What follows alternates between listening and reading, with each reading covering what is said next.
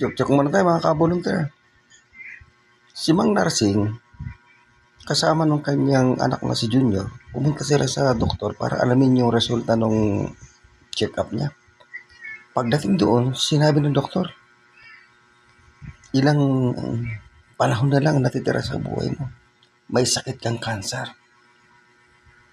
Tinanggap naman ni Mang Narsing yung kanyang sakit at sinabi niya kung hanggang dito nagbigay ng Panginoon, wala akong magagawa.